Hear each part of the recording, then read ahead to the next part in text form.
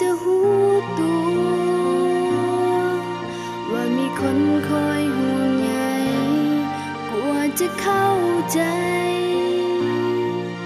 สุดท้ายที่แท้เป็นเพียงการกระทำที่ผิดไปผิดครั้งนี้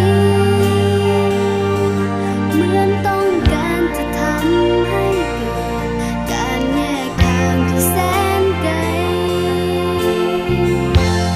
คนละฝากฟ้าสุดแดนไกลที่เอ่ยหากันคำว่าหาคนละฝากฟ้าสุดแดนไกลที่เอ่ยหากันเพียงเท่านั้น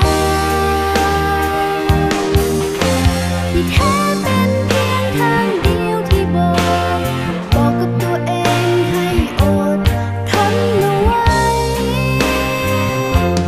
ถ้าจะหากันคอยคนนี้จะพยังยืนว่าจะหาดีและจะคอยเป็นกำลังใจถ้าหากวันใดถือคน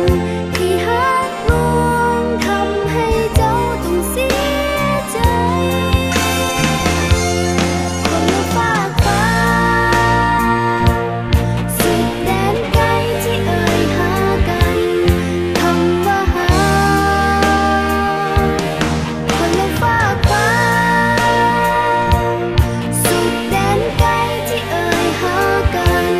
เพียงเท่านั้นที่แท้เป็นเพียงทางเดียวที่บอกกับตัวเองให้อดทนเอาไว้ถ้าจะหากัน